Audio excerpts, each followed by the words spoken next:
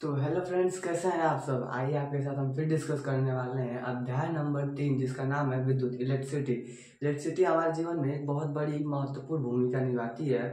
उसके बारे में मैंने आपको हेडिंग वाइज मतलब कि टॉपिक वाइज हर एक वीडियो में बताया है। पर उसका मैंने पार्ट 1 बनाया, उसके बाद मैं हेडिंग वाइज ही वीडियो बनाया हूँ, ठीक है। उस वीडियो में मैंने आपको बताया था और इस वीडियो में मैं आपको बताने वाला हूँ जिसका नाम है ओम्स लॉ। देखिए, ओम्स लॉ एक ऐसा लॉ है जो हमारा समांतर श्रेणी और श्रेणी क्रम के पहले आता है। लेकिन ओम्स लॉ लगभग आप कई सारे रिकॉर्डों में देख लीजिए, प्रीवियस ईयर के क्वेश्चनों में देख लीजिए, अधिक समय से ओम्स लॉ क्या हो रहा है, आता जा रहा है पेपर में, यूपी बोर्ड के। तो मैं उसे सोच रहा हूँ कि एक अलग से उसके लिए वीडियो बनाऊँ, 5-10 मिनट की हो और उसमें क्या उसको अच्छी तरह से डिस्कस कर दूँ कि अगर आपके दिमाग में एक बार बैठ जाए तो आप फिर फूल भूले नहीं। क्योंकि देखिए, रट्टू तोता जैसे बन के हमें परिभाषा याद नहीं करनी है, हमें परिभाषा को समझ लेना है और उसके लॉ को समझ, नियम के समझ लेंगे तो हम परिभाषा खुद ही लिख लेंगे, ठीक है। उसमें गलत भी नहीं होगा। और रट्टू तोता बन के करेंगे तो भूल भी सकते हैं हम लोग, ठीक है। तो इसमें हम पढ़ेंगे समांतर क्रम और श्रेणी क्रम, ठीक है। पहले हम पढ़ते हैं रेजिस्टेंस, प्रतिरोध होता क्या है, ठीक है। आपके स्क्रीन के ऊपर देखिए, एक रेजिस्टेंस का एक छोटा सा क्लिप आ रहा होगा, छोटा सा इमेज दिख रही होगी कि हाँ यही रजिस्टर जो दिख रहा है, समझ लीजिए ये क्या है, रेजिस्टेंस है।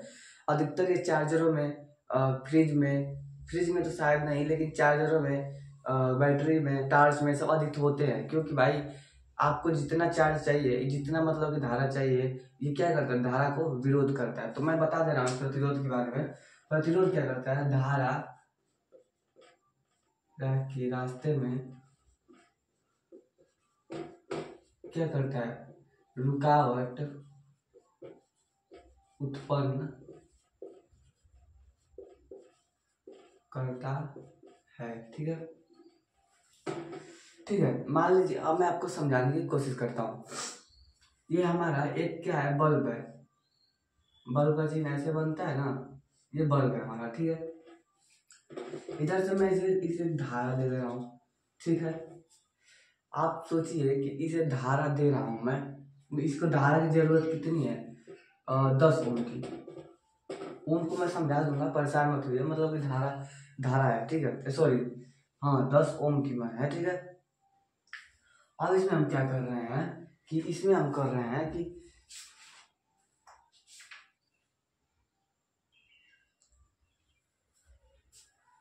इसमें हम 15 ओम की धारा को क्या कर रहे हैं, प्रवाहित कर रहे हैं। कितने, 15। इसको चाहिए कितना, 10। तो इसमें हम क्या लगा देंगे, एक रेजिस्टेंस, ऐसे करके एक रेजिस्टेंस लगा देंगे।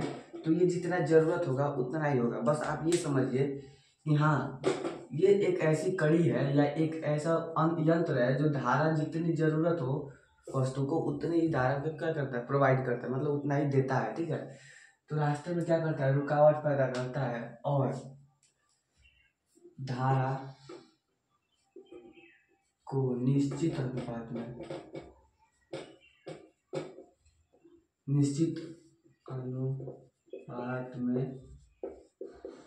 भेजता है, ठीक है।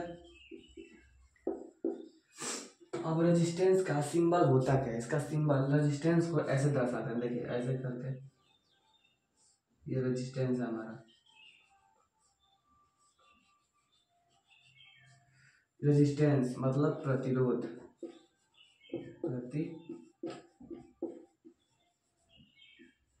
ठीक है। ये हमारा रेजिस्टेंस है, रेजिस्टेंस का सिंबल ये होता है, ठीक।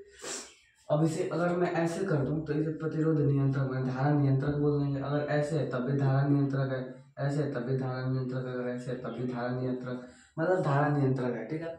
प्रतिरोध, ठीक है। अब इसके बारे में हम दो पढ़ते हैं, समांतर क्रम और श्रेणी क्रम। तो आप इसका स्क्रीनशॉट ले लीजिए, ठीक है। प्रतिरोध को, जो रेजिस्टेंस होता है, उसके जोड़ने के दो नियम होते हैं, ठीक है। पहला नियम होता है श्रेणी क्रम,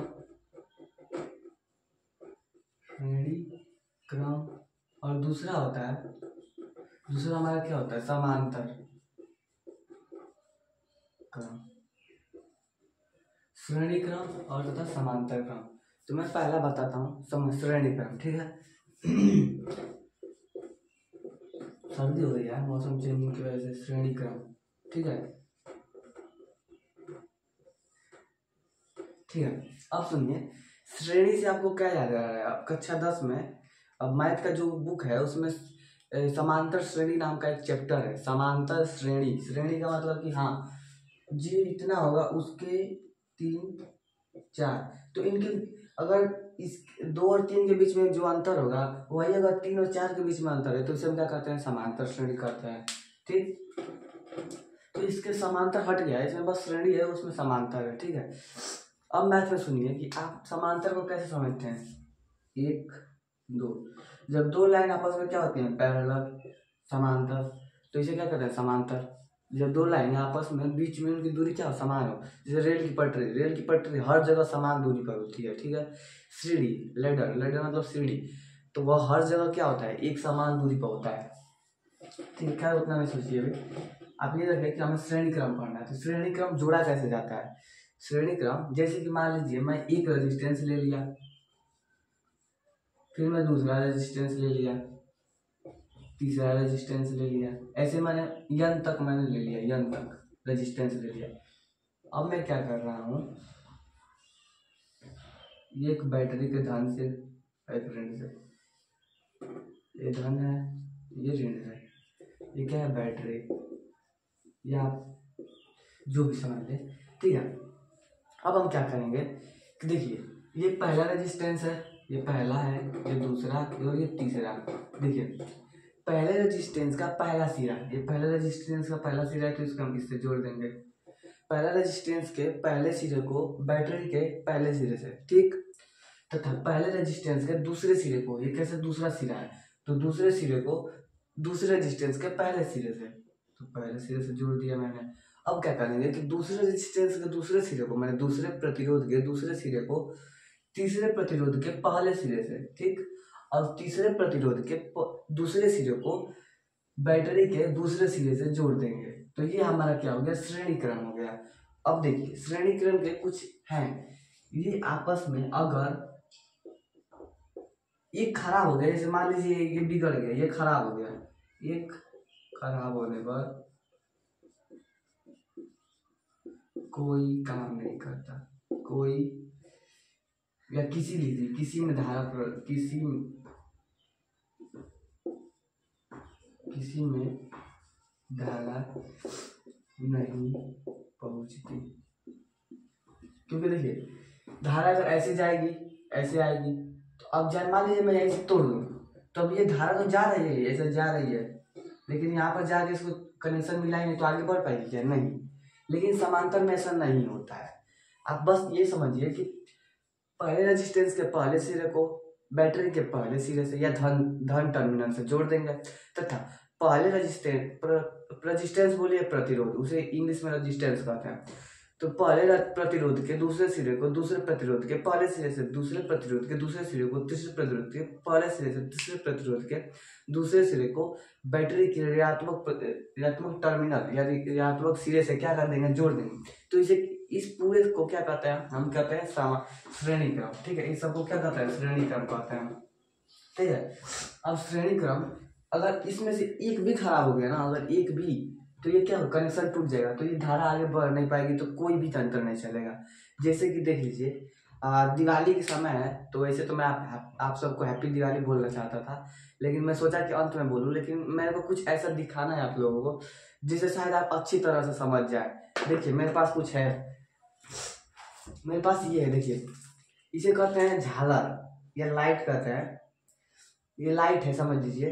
तो ये जुड़ा कैसे हुआ है? ये जो धागा है इसमें से एक मैं तार निकाल रहा हूँ जो लाइट से जुड़ा हुआ है, ये जो एक तार है, ये एक तार, ये सिर्फ इसी में ऐसे जुड़ा हुआ है। कैसे जुड़ा हुआ है? ऐसे। अगर मैं इसमें से यहाँ से एक तार काट दूं तो ये सभी के कोई नहीं बढ़ेगा, कोई के कोई नहीं बढ़ेगा।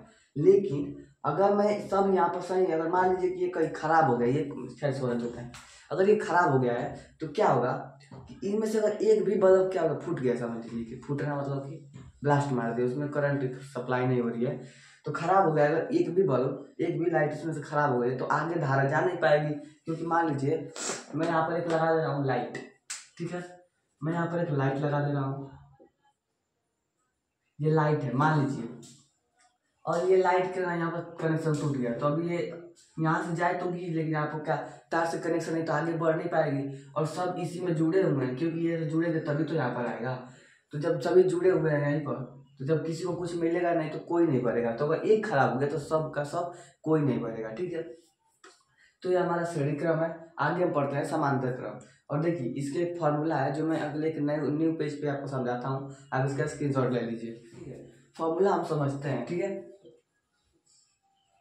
देखिए मैंने गलती की, लेकिन आपको ओम लोग पढ़ाने चाहिए, लेकिन देखिए कोई बात नहीं, हम उसको अच्छी तरह से डिस्कस करेंगे। मैं आपको एक बता दे रहा हूँ, आप याद कीजिए। जैसे कि आप 4 बराबर दूरी बटा में समय, जैसे कि S बराबर D/T एक फॉर्मूला होता है, आपने पढ़ा होगा कि 4 बराबर दूरी बटा में समय, ठीक है।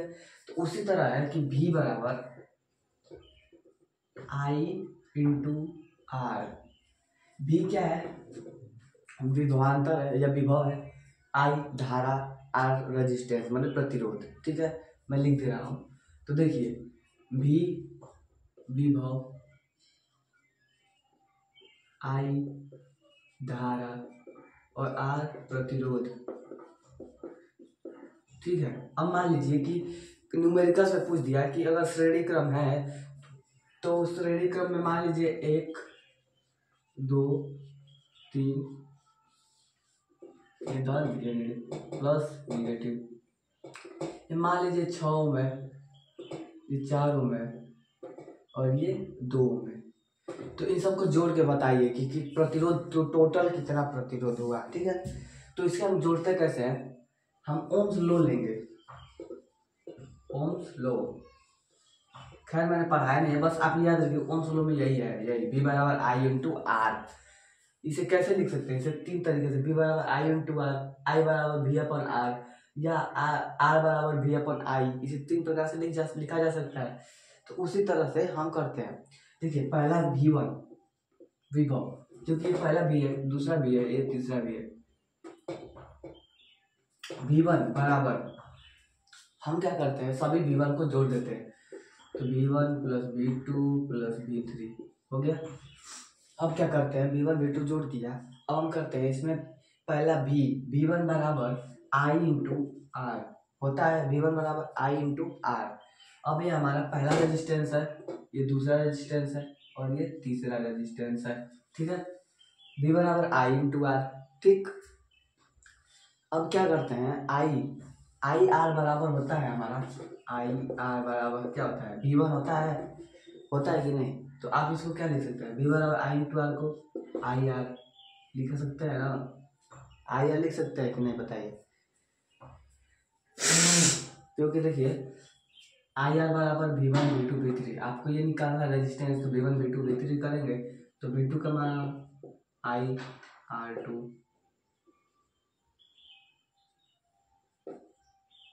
V3 बराबर IR, ठीक है।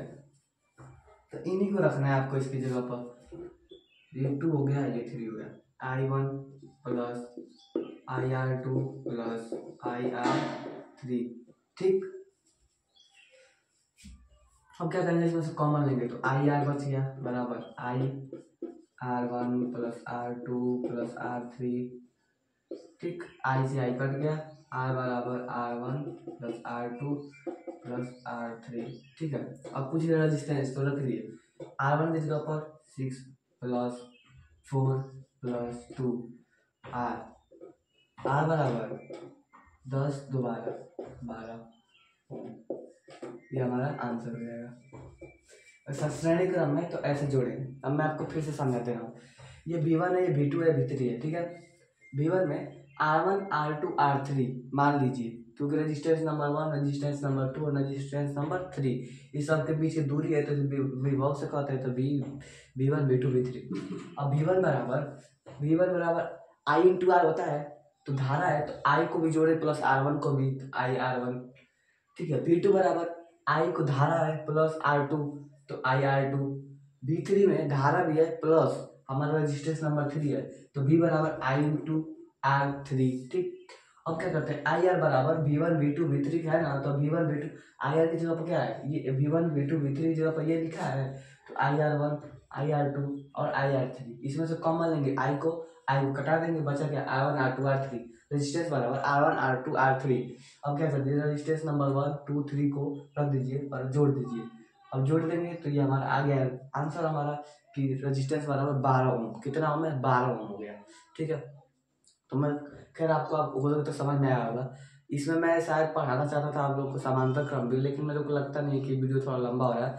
मैं अगले वीडियो में आपको बताऊंगा ओम्स लॉ के साथ, ओम लॉ बताऊंगा और समांतर क्रम बताऊंगा, क्योंकि नहीं बताऊंगा तो आप समझ नहीं पाएंगे। अभी आप खुद सोच रहे होंगे कि वी बराबर आई इंटू आर आया कहाँ से, तो ये ओम्स लॉ से आया है। मैं आपको बता दूंगा, आप परेशान होइए। ठीक है, तो तब तक के लिए हमें दीजिए इजाजत, फिर मिलते हैं एक नई वीडियो में। उसमें हम आपको बता देंगे कि कैसे कैसे समांतर क्रम और श्रेणी क्रम हम आपको फिर से रिवाइज कर देंगे। तब तक के लिए धन्यवाद।